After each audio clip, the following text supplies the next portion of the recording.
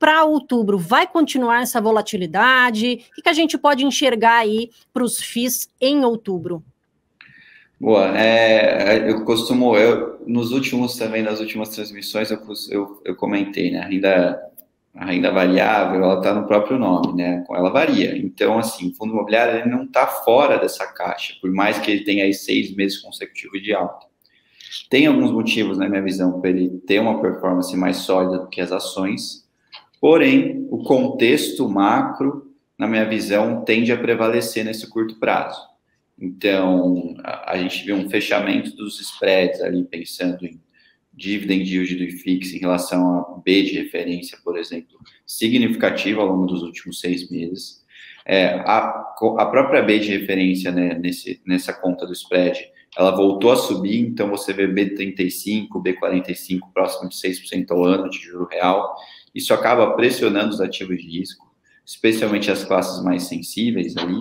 Então, de curtíssimo prazo, a gente já viu um pouco desse movimento ontem com a queda do IFIX, e a gente escreveu no relatório do Research aí, antes da abertura, que os próximos dias, provavelmente, a gente vai ter um pouco de volatilidade, não só no índice como um todo, mas especialmente aquelas classes de tijolos aí mais sensíveis. Isso aliado a um contexto operacional que pode mudar, né? Você tem um risco de crédito ainda bem elevado, então isso pode acontecer. O que eu recomendo agora é um pouquinho de estômago para os investidores, que eu acho que pode ter um recuo, e também ajustes na carteira, né? Você vê, alguns fundos subiram 40%, 45% no ano, e eventualmente merecem aí um ajuste de portfólio para não ficar tão pesados na carteira em termos de alocação. Então, eventualmente fazer esse movimento pode ser interessante, ainda assim a nossa perspectiva aí de médio e longo prazo segue favorável, tá? Tá, legal. E você falou aí, né, ter estômago. O João comentou ontem, né, de ter realmente um pouco mais de paciência, né, porque outubro deve, pelo menos agora aí no curto prazo, deve continuar bastante volátil. E você falou aí também de ajustes, né? Quer dizer, então, que é necessário um certo ajuste, né, já usando essa palavra, na estratégia para fundos imobiliários. O que você recomendaria que o investidor ficasse de olho agora para esse mês? Boa. A categoria fundos imobiliários, ela tradicionalmente tem um histórico de volatilidade menor que as ações.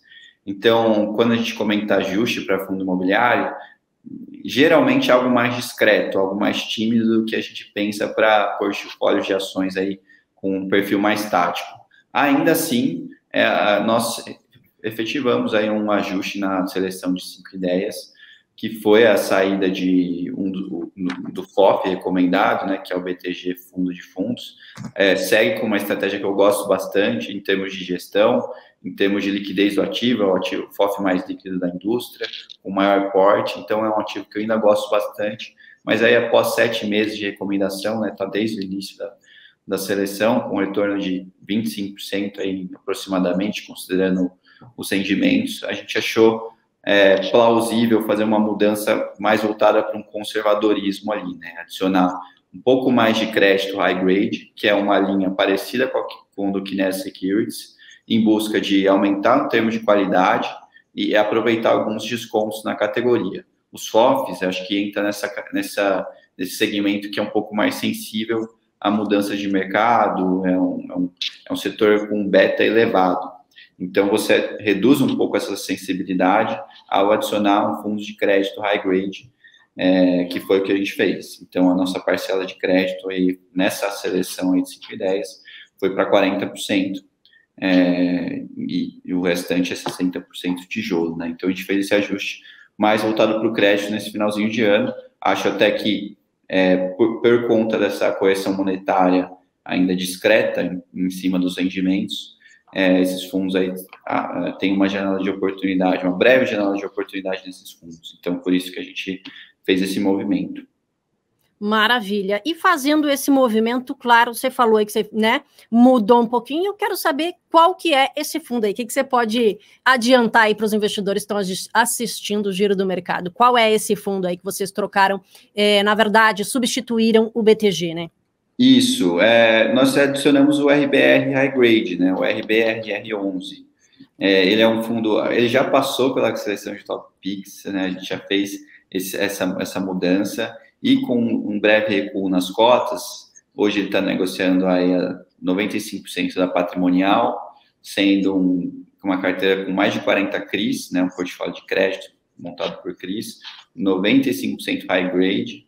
Ele está fazendo um movimento agora de incorporação de outro fundo imobiliário, que é o RBR CRIs, lá, que eles fizeram um antigo Canvas, que eles estão adicionando à carteira, uma aquisição muito próxima em termos de portfólio, né? São CRIs muito parecidos, até os mesmos, com uma taxa de aquisição maior, então a gente está falando de IPCA mais 7,3%.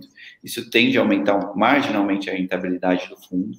E nesse patamar de preço, considerando que a gente tem um risco de crédito baixo, em relativo ao mercado, e um nível de rentabilidade médio de IPCA mais 7, IPCA mais 6,9, algo nesse sentido, ao ano, a gente consegue chegar em uma TIR líquida de 3 anos na casa de 12,8% até 13% ao ano, o que a gente considera uma oportunidade, dado que mesmo a própria Selic está em ritmo de queda, lembrando que eu estou falando de um rendimento isento, né, TIR líquida, então você tem alguns pontos importantes, acho que corroboram para a montagem de posição nesse tipo de categoria, e acho que o RBR aqui é uma alternativa bem interessante, e está nesse movimento aí que pode ser pontual em termos de incorporação desse novo fundo. Acho até que você pode até ter uma correçãozinha um pouquinho maior na cota, eventualmente, mas isso a gente consideraria como oportunidade, mantidas as condições atuais.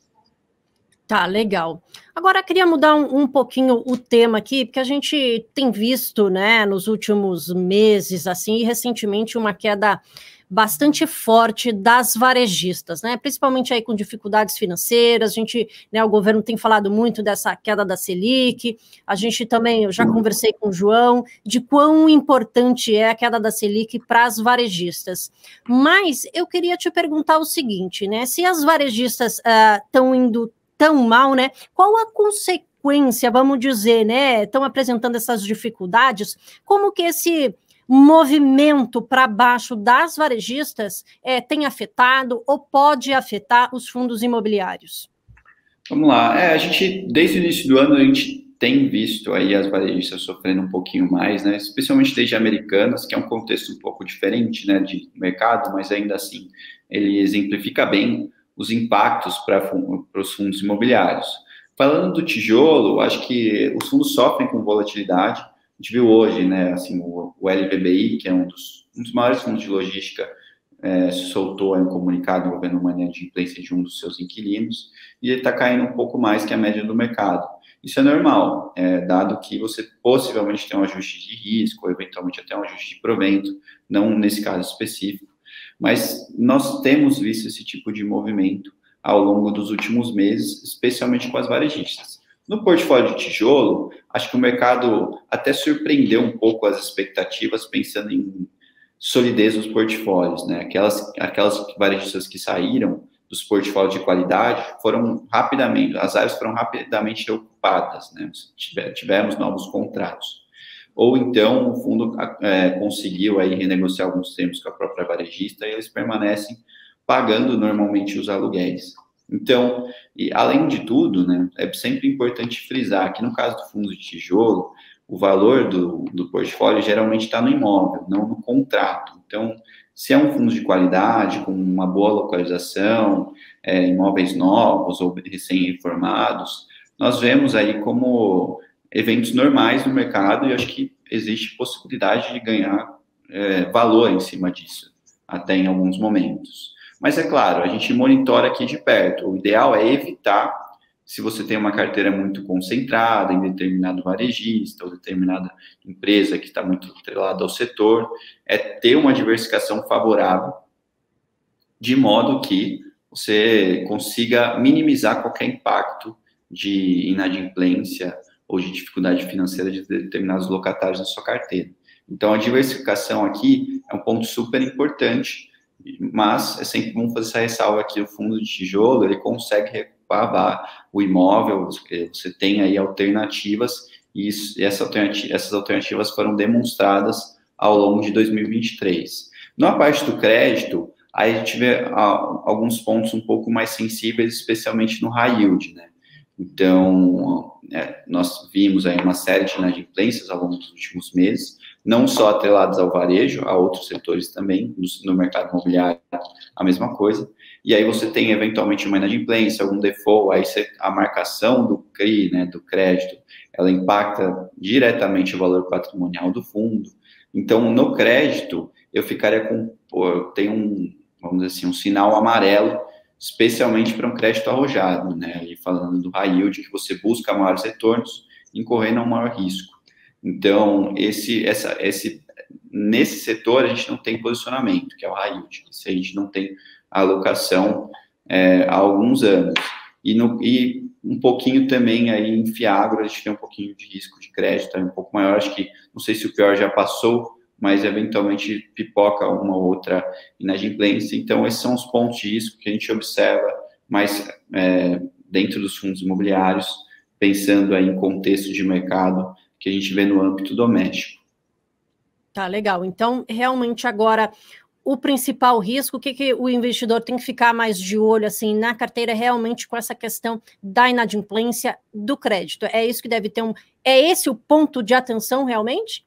Eu diria que esse é um ponto de atenção que é fácil de ser minimizado, é só você não ter a posição, entendeu? Você consegue concentrar sua carteira num crédito de qualidade.